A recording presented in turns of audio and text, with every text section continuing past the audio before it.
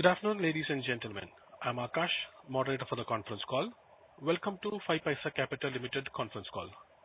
We have with us today Mr. Gaurav Seth, MD and CEO, Mr. Gaurav Munjal, Whole-Time Director and CFO, and Mr. Ameya Agnihotri, Whole-Time Director and CTO. As a reminder, all participants will be in listen-only mode, and there will be an opportunity for you to ask questions after the presentation concludes. Should you need assistance during the conference call, please signal an operator by pressing star and then 0 on your touchtone telephone. Please note, this conference is being recorded. I would now like to hand over the floor to Mr. Gaurav Seth. Thank you, and over to you, sir. Okay, thank you. Hi, thanks everyone for joining. Good afternoon. I'll take a few minutes to summarize our results and what we are up to, and then open the floor for questions. So, Q4 FY26, we give you a quick summary. The capital markets in general have been quite volatile, as all of us know, in the past couple of months, specifically going to the, geopolitical developments, including the Iran war, and macroeconomic uncertainty as well. And of course, there has been quite an upheaval from the advent of AI, both in the global markets and Indian markets as well. Both positive and negative. And positive that, there's a lot of potential in the technology, but negative in the sense that, the impact on certain companies and certain sectors where information is asymmetrical and not very, very clear, has impacted the valuation of a lot of companies across the globe, including India. In general, Brent crude prices crossed $100 barrel. I believe it's probably even more than that as we speak. Increasing inflationary pressures and led to weakening of rupee against the dollar. FIIs have been continuing to sell, leading to about 11% decline in indices. However, this has been a trend that we've been witnessing, that it has a lot of local domestic institutions and MF retail money has been buying up the dip. And it highlights the strength of India's domestic investor base. There was, likely as expected, some moderation on the retail participation in the markets. So that moderated with demat account additions slowing down to about 8.5 million, which if you compare with previous quarter was down about 3%. Despite this, investing and trading activity generally remains strong. Exchange retail F&O premium average daily turnover grew 22% quarter on quarter to 78,000 crores, while exchange retail cash ADTO grew 10% quarter on quarter to 43,974 crores.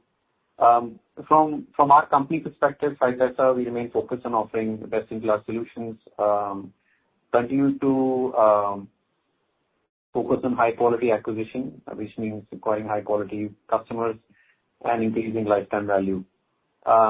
During the last quarter of the previous financial year, we improved on a lot of metrics, including our overall acquisition, organic base for organic acquisition, stronger brand campaigns, and targeted engagement. So we acquired 33% more customers as compared to the quarter before that. So we acquired north of 1 lakh customers in the last quarter. There was also an improvement in our overall first-year revenue and our CTR ratio, which is cost to revenue, from a payback perspective.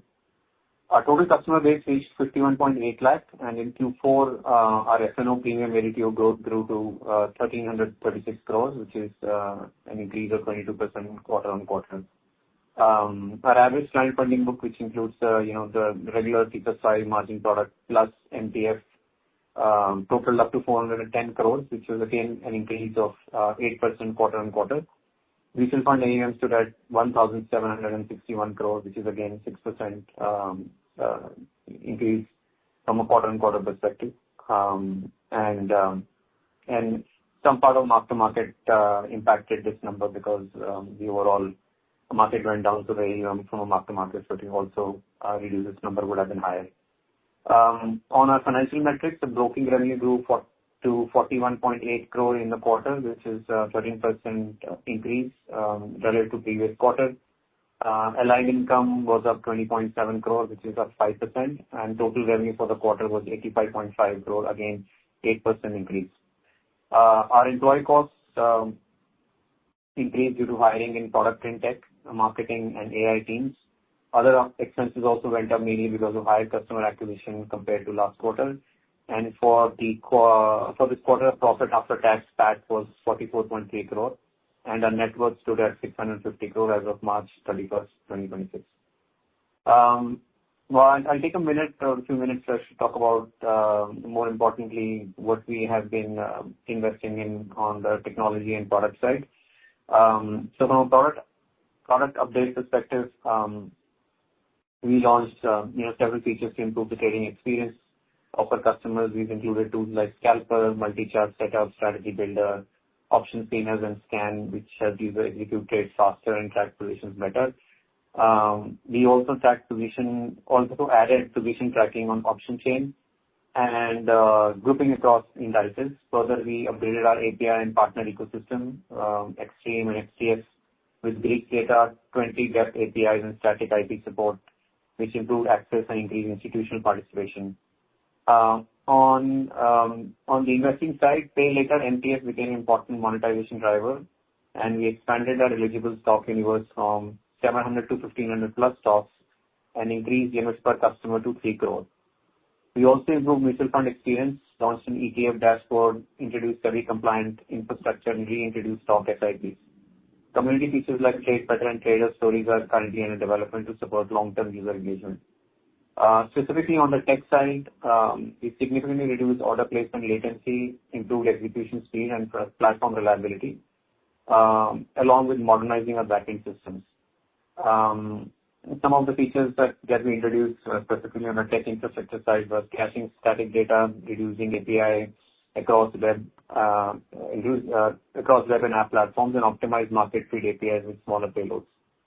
We also made charting faster and improved load times. These efforts together improved latency, improved execution reliability, and supported operational excellence at scale. We were one of the first to actually introduce 5PAISA MCP, which is an AI trading companion linked to broking accounts. This happened in actually the previous 2 quarters. In last quarter, we improved the product where somebody could use an MCP server to connect to the broking account and almost analyze and execute anything that they would do on the app via a chat window.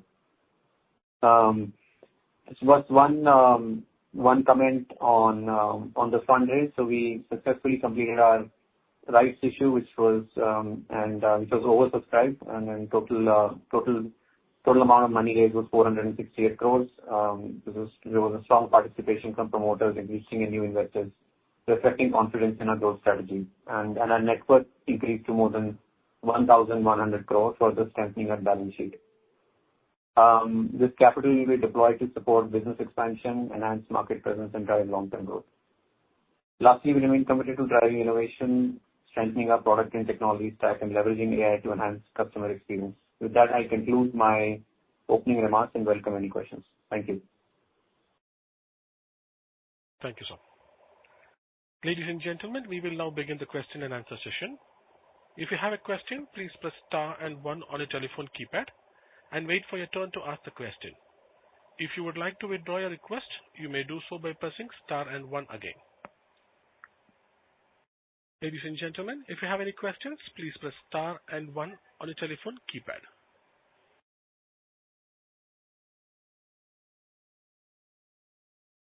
The first question comes from the line of Mr. Harshit Singhania from Robo Capital. Please go ahead, sir. Hello, am I audible? Yes, sir. Yes. Yeah. So, can you tell a bit about the utilization of the rights money which we have raised and like how we're going to utilize it? So, I understand the question. You're talking about the how we're going to use the capital, right? Yeah. Actually, right. Okay. Right issue. Right issue, right. Okay. So I think we mentioned that in our draft prospectus also, letter of offer and rights issue. So if you look at it, we plan to deploy it in at a high level in three major areas. One is to support, higher trading volumes as we anticipate higher growth, to support the margin extended to clients and what we need to keep with the exchanges. That's number one. Second is to grow our MTF book. This is where we've seen good growth.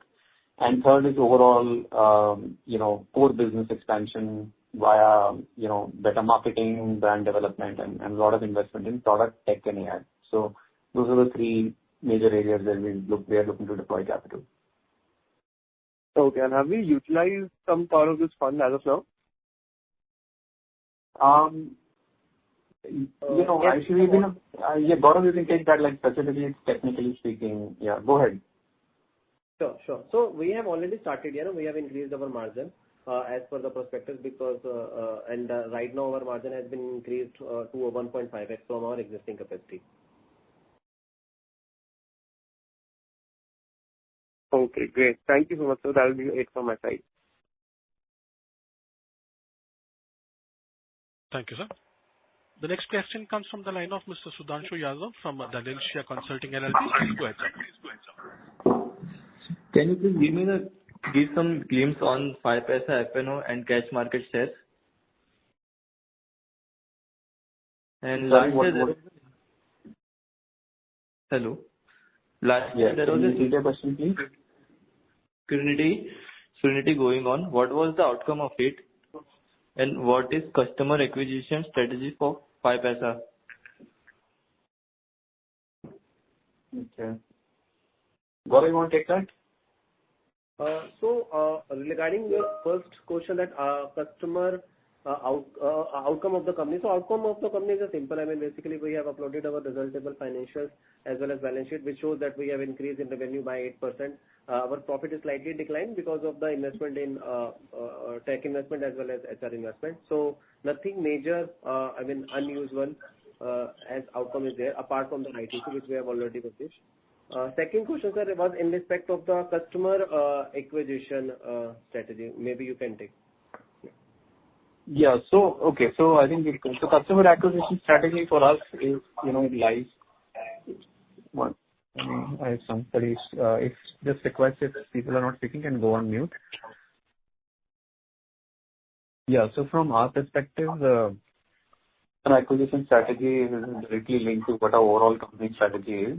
And that is something that we want a focus play of deepening where we are good at in the trading stack, as well as growing our investing business, which is mutual funds and other products.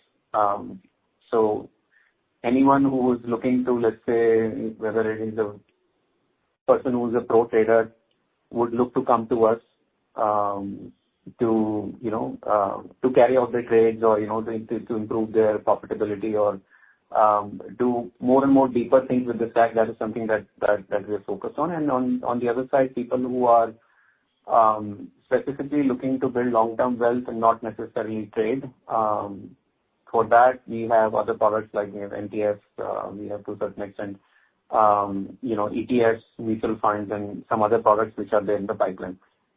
So that's really our overall strategy to acquire customers in the future.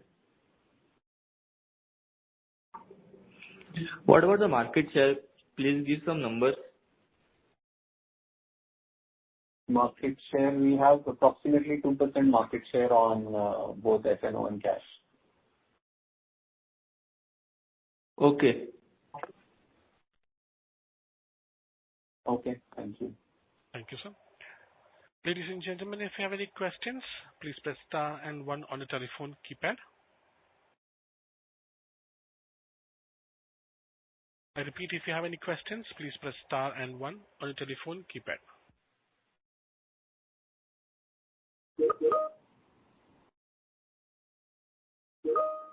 Ladies and gentlemen, if you have any questions, please press star and 1 on the telephone keypad.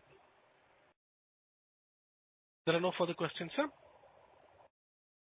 Now I hand over to the management for the closing comments. Okay. If you have any, thank you for attending. If you have any further questions, then I think, Gaurav, what we can please provide the email ID that they can reach us. Thank you, sir. Ladies and gentlemen, this concludes your conference for today. Thank you for your participation and for using Dursaba's conference call services. You may disconnect your lines now. Thank you and have a pleasant day.